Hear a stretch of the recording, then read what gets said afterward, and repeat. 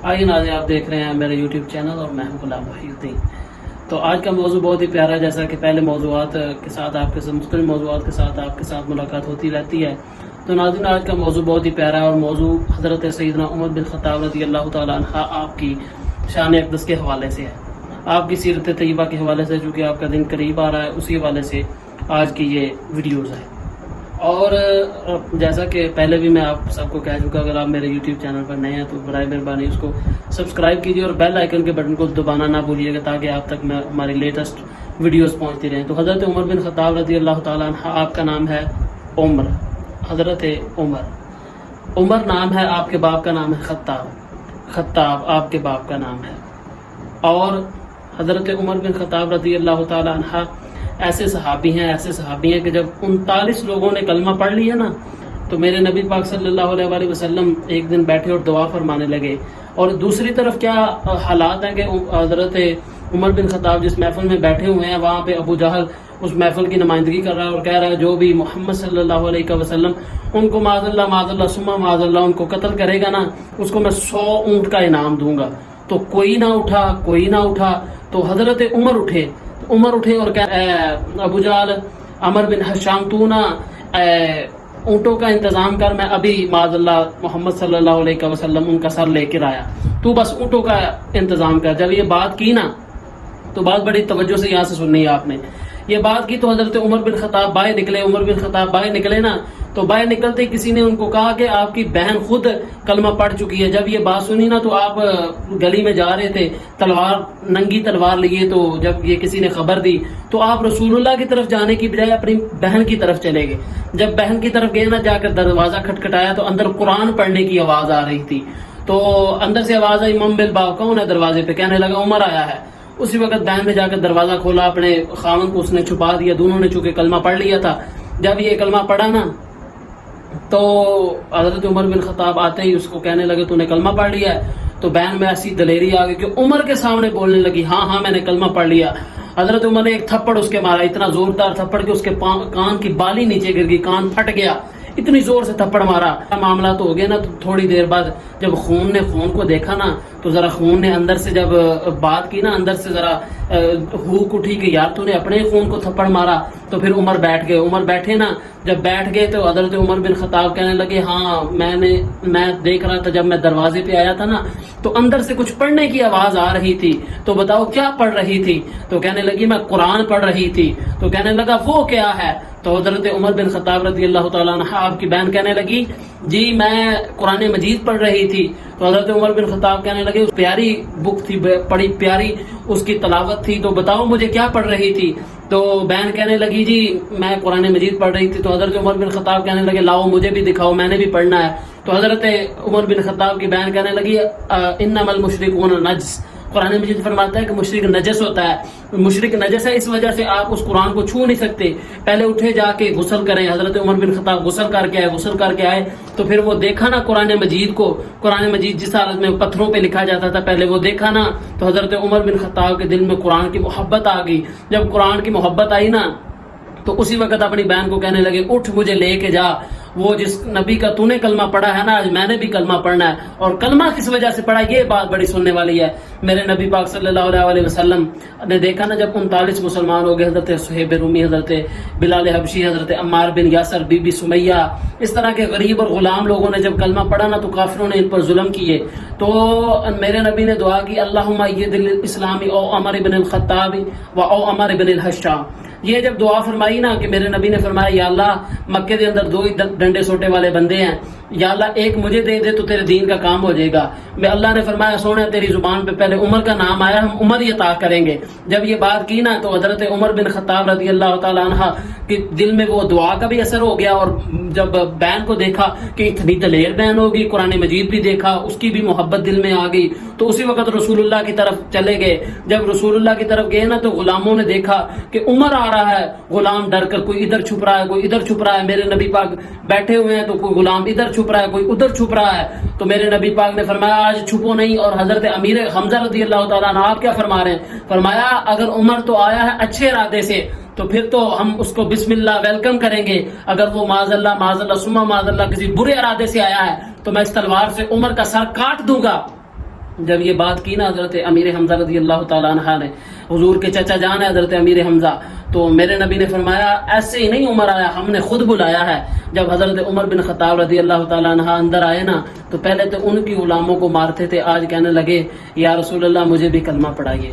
جب یہ نبی پاک صلی اللہ علیہ وسلم کی دعا کا اثر ایسا ہوا کہ حضرت عمر بن خطاب نے کلمہ پڑھ لیا نا، جب کلمہ پڑھا، کلمہ پڑھنے کے بعد کیسا منظر ہوا کہ جو منظر تھا نا، حضرت عمر بن خطاب رضی اللہ تعالیٰ عنہ نے تھوڑی دیر بیٹھے رہے وہاں پہ، تو میرے نبی نے فرمایا اٹھو صحابہ، جو دوسرے صحابہ تھے 40ویں صحابہ حضرت عمر بن خطاب رضی اللہ تعالیٰ عنہ مسلمان جو ہیں، میرے نبی نے فرمایا کہ عبادت کا وقت ہے، چلو عبادت کریں۔ تو وہ اندر ہی چھپ کر عبادت کرتے تھے مسلمان پہلے، تو حضرت عمر بن خطاب نے کہنے لگا یا رسول اللہ آپ کیا کرنے لگے ہیں؟ تو کہا جی ہم اپنے رب کی عبادت کرنے لگے ہیں۔ جب یہ بات کی نا تو کہا جی اندر بیٹھ کر کیوں عبادت کر رہے ہیں؟ آئیں چلے آج ہم کعبے کے اندر بیٹھ کر عبادت کریں گے۔ تو میرے نبی نے فرمایا عمر یار ابھی حالات ٹھیک نہیں ہیں، تو ابھی رہنے دیتے ہیں، جب حالات ٹھیک ہو جائیں گے نا تو چلیں گے ہم کعبے کے اندر جا کے بھی عبادت کریں گے۔ تو حضرت عمر بن خطاب نے جو جملہ فرمایا اسلام کے ماتھے کا جومر بن گیا وہ جملہ، کیسا جملہ تھا؟ تو کہا کہ یا رسول اللہ عمر کلمہ نہ بھی پڑھے آپ پھر بھی اندر بیٹھ کر عبادت کریں، اور عمر کلمہ پڑھ لے آپ پھر بھی اندر بیٹھ کر عبادت کریں، تو بتائیں عمر کے کلمہ پڑھنے کا کیا فائدہ؟ جب یہ بات کی رسول اللہ صلی اللہ علیہ وسلم، آپ نے حضرت عمر بن خطاب کہنے لگے یا رسول اللہ میں آپ کے ساتھ ہوں، چلے آج کعبے کے اندر چلتے ہیں۔ مسلمانوں نے 2 قطاریں بنا لی، ایک قطار کے آگے حضرت امیر حمزہ رضی اللہ تعالیٰ عنہ آپ تلوار لے کر کھڑے ہو گئے، اور دوسری کے آگے حضرت عمر بن خطاب رضی اللہ تعالیٰ عنہ کھڑے ہو گئے۔ تو آپ کعبے کے اندر گئے، میرے نبی نے کعبے کے اندر عبادت کی نا، تو حضرت عمر بن خطاب رضی اللہ تعالیٰ عنہ کہنے لگے کافرو تم دیکھ رہے ہو کہ آج رسول اللہ خود بذات خود کعبے کے اندر آئے ہیں، اور میں آج اعلان کر رہا ہوں جس نے اپنے بچے یتیم کرنے ہوں یا جس نے اپنی بیوی بیوہ کرنی ہو وہ آ جائے یہاں پر رسول اللہ کو عبادت کرنے سے روک کے دکھائے۔ جب حضرت عمر بن فاروق جیسا چرری آدمی وہاں کھڑا ہو گیا، بہادر آدمی کھڑا ہو گیا، تو کس کی جرت تھی کہ حضرت عمر بن خطاب کے سامنے کھڑا ہو؟ اوپر سے آواز آئی اگر تو نبی پاک صلی اللہ علیہ وسلم کے ساتھ ہے تو ہم بھی تیرے ساتھ ہیں۔ یہ حضرت عمر بن خطاب کا اس ایمان لانے کا یہ واقعہ تھا۔ تو اس سے ہمیں یہی درس ملتا ہے کہ نبی پاک صلی اللہ علیہ وسلم پھر ساری زندگی آپ خود ہی سنتے دیکھتے رہتے ہیں کہ حضرت عمر کی کیسی گزری۔ جب حضرت عمر بن خطاب رضی اللہ تعالیٰ عنہ کو ساری زندگی کا کلپ میں دوسری ویڈیو میں بناؤں گا، تو آخری وقت جب آیا نا تو حضرت عمر بن خطاب رضی اللہ تعالیٰ عنہ جب آیا نا مسجد میں نماز پڑھانے کے لیے، تو وہ لولو جو تھا وہ چھپا ہوا تھا، تو اس کو وہ ایک عورت پہ فریفتہ ہو گیا، تو کہنے لگا، وہ عورت کہنے لگی اگر تو عمر کو قتل کرے گا نا تو میں تیرے ساتھ شادی کر لوں گی، تو اور ساتھ میں تجھے اتنا مال بھی دوں گی۔ وہ اس جانسے میں آ کر کہنے لگا صرف ایک ہی وار کروں گا، اگر عمر بچ گئے تو بچ گئے، اگر شہید ہو گئے تو پھر تمہاری قسمت۔ تو اس نے نا ایسے کیا کہ اس نے اس خنجر کے ساتھ نا زہر لگا دیا، زہر لگا کے تو وہ اس نے دیا عورت نے لولو کو، تو لولو کو کہا جا کے اس کے ساتھ بار کرنا، حضرت عمر شہید ہو جائیں گے۔ جب وہ آیا نا فجر کی نماز کا وقت تھا، تو اس نے حضرت عمر بن خطاب کے پیٹ میں وار کیا، اتنا گہرا زخم لگا کہ آپ کی جو آنتنیں تھیں وہ باہر آ گئیں، اور حضرت عمر بن خطاب رضی اللہ تعالیٰ عنہ کو 26 ذوالحج کو زخم لگا، اور حضرت عمر بن خطاب رضی اللہ تعالیٰ عنہ کو ایک شربت بہت پسند تھا جسے نبیز کا نام دیا جاتا ہے۔ نبیز ایسا شربت ہے جس کے اندر دودھ اور دودھ کے اندر کھجوروں کو بھگو کر تھوڑا نرم کر کے بھگو کر لایا جاتا تھا، تو حضرت عمر بن خطاب بڑے خوش ہو گئے اور بڑے خوشی سے اس کو تناول فرماتے تھے۔ وہ لایا گیا تو حضرت عمر بن خطاب رضی اللہ تعالیٰ عنہ نے جب وہ گرم دودھ اور وہ کھائی نا کھجوریں ملا کر پیا، تو وہ سارا دودھ آپ کی یہ پیٹ کے رستے باہر نکل گیا۔ تو اسی وقت حکیم کہنے لگا اب حضرت عمر بن خطاب بچیں گے نہیں۔ جب حضرت عمر بن خطاب رضی اللہ تعالیٰ عنہ یکم محرم کا دن آیا نا، تو حضرت عمر بن خطاب رضی اللہ تعالیٰ عنہ دنیا سے پردہ فرما گئے۔ جب دنیا سے پردہ فرمائے تو بخاری کی حدیث پاک ہے، آپ کا جس میں اطہر پڑا ہوا تھا، اور حضرت مولا علی شیر خدا حیدر قرار آئے آ کے کہنے لگے میں نے ایک بھی چیز ایسی نہیں دیکھی جو حضرت صلی اللہ علیہ وسلم نے فرمائی ہو اور حضرت عمر بن خطاب رضی اللہ تعالیٰ عنہ کے اندر موجود نہ ہو۔ میں ایسا شخص اور تلاش ہی نہیں کرتا جس کے اندر یہ ساری چیزیں پائی جاتی ہوں۔ میں نے دیکھا ہے کہ جو رسول اللہ صلی اللہ علیہ وسلم کام کرتے رہے، اور جو میرے نبی پاک کے ارشادات ہیں، اور جو میرے نبی پاک نے فرمایا ہے، وہ سب کا سب عمر میں موجود ہے۔